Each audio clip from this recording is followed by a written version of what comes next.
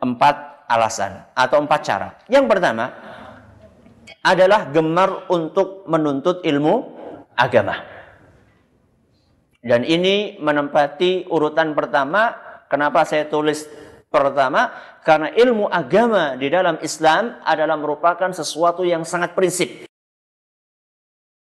Makanya para ulama kita menganjurkan kita supaya mencari ilmu mulai dari ayunan sampai liang lahat. Gak ada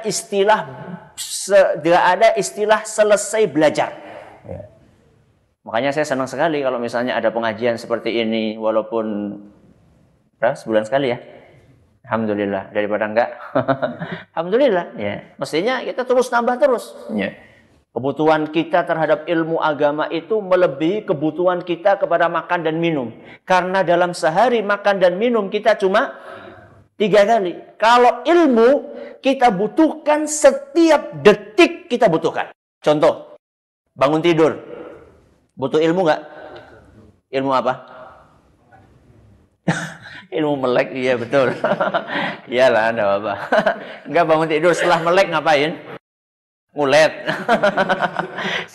Setelah melek, ngulet, baca doa. Alhamdulillahilladzi ahyana ba'dama amatana wa ilaihin nusyur. Supaya bisa baca doa ini butuh ilmu enggak?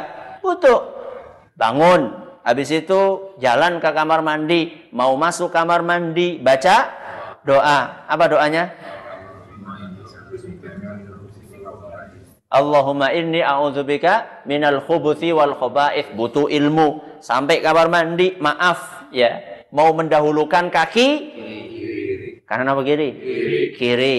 Kemudian maaf, nanti buang air kecil, maaf, disuruh untuk membasuh kemaluan dengan tangan kiri. Ilmu lagi ya. Keluar nanti wudhu di luar. Keluar kamar mandi baca doa, wudhu di luar. Sebelum wudhu baca bismillah, ketika wudhu perlu ilmu lagi. Bagaimana cara wudhu? Nah, sebagai orang kan kalau wudhu, nun sewu, ya, mengusap kepala itu bukan mengusap kepala, tapi mengusap batuk. Nah, jadi kalau wudhu itu pluk. Itu benar nggak tuh? Benar nggak? Ayatnya kayak apa sih? Ayatnya itu wamsahu biru'usikum. Ayatnya adalah usaplah kepala. Kepala itu berarti ya seluruhnya dari awal, dari depan sampai belakang. Kemudian dibalik lagi. Ustadz, nanti jungkatannya rusak Ustadz. Masya Allah, tinggal ngambil jungkat dirapiin lagi. Ustadz udah terlanjur. Ya nggak apa-apa, nanti bikin lagi nggak apa-apa. Ya. Jadi wudhu butuh ilmu. Habis wudhu doa butuh ilmu. Habis itu berangkat ke masjid, sholat, butuh ilmu. Coba, belum sarapan kita sudah berapa ilmu yang kita butuhkan. Makanya di dalam agama kita, yang namanya ilmu agama itu menempati kedudukan yang sangat tinggi. Oleh karena itu jangan heran, seandainya di dalam agama kita, kita dimotivasi dengan motivasi yang luar biasa supaya gemar mencari ilmu agama. Di antaranya yang disebutkan oleh Nabi SAW di dalam hadis yang ada di hadapan Bapak Ibu sekalian, yang diriwayatkan oleh Imam Abu Dawud, dan hadis ini dinyatakan sahih oleh Imam Ibn Hibban. Kata Nabi SAW, wa innal malaikata la tadau ajnihataha ridhaan li talibil ilm. Kata Nabi SAW, sungguh malaikat itu meletakkan sayap-sayapnya sebagai bentuk keridhaan mereka terhadap para pencari ilmu. Sayap itu, malaikat itu punya sayap. Sayapnya, kalau malaikat Jibril kalau nggak salah punya 600 sayap. Ya. Dan satu sayap panjangnya dari timur sampai barat. Timur, benar ya? Ya, dari timur sampai barat jaraknya. Satu sayap, padahal malaikat Jibril punya berapa sayap? 600 sayap. Ada yang punya 600 sayap, ada yang punya 2 sayap. Ya. Dan para malaikat itu akan meletakkan sayap-sayap mereka sebagai bentuk penghormatan mereka kepada orang-orang yang gemar mencari ilmu agama. Sebagian ulama menerjemahkan hadis ini, katanya betul-betul real, meletakkan sayapnya di jalan yang akan kita lewati. Berarti mau ngitek. Sayapnya malaikat yang dari Purbalingga tadi kita berangkat ke sini, Masya Allah. Sebagai bentuk penghormatan mereka. Jadi bukan karpet merah yang digelar, tapi sayapnya malaikat digelar. Makanya hati-hati itu sama orang yang suka ngaji itu.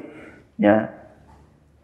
Jadi diletakkan sayap mereka. Kemudian nggak cukup sampai di situ. Kata Nabi SAW, wa innal alima la yastaghfiru lahu man fis samawati wa man fil ard hatta al-hitanu fil ma. Kata Nabi SAW, dan orang-orang yang berilmu agama, orang yang alim, akan didoakan oleh penghuni langit dan penghuni bumi. Semuanya. Penghuni langit siapa tadi? Malaikat. Berapa jumlahnya yang di langit? Banyak banget. Wa ma ya'lamu junuda rabbika illahu. Tidak ada yang tahu jumlah tentaranya Allah kecuali Allah. Saking banyaknya. Dan mereka semuanya akan mendoakan orang yang berilmu. Syaratnya rajin mencari ilmu agama. Bukan cuma makhluk-makhluk yang ada di langit. Kata Nabi SAW, waman fil ardi, sampai yang di bumi pun, hatal hitanu fil ma, sampai ikan di dasar lautan ikut mendoakan orang yang berilmu. Misalnya, ya semua binatang lah, ya yuyu, apalagi, keong, terus apa cecak. Ya boleh lah, enggak apa-apa lah. Di sini Nabi SAW mengatakan semua yang ada di bumi, ya semua yang ada di bumi silahkan apa saja semuanya. Ya, ada cicak, ada buaya. Akur itu satu cicak sama buaya akur. Ya, sama-sama mendoakan sama orang yang berilmu. Makanya jadilah orang berilmu. Jadi nggak jadi korban perkelahian antara cicak dengan buaya. Ya. Karena orang yang berilmu akan didoakan oleh dua-duanya. Ini adalah syarat yang pertama. Supaya kita didoakan oleh malaikat adalah kita harus gemar menuntut ilmu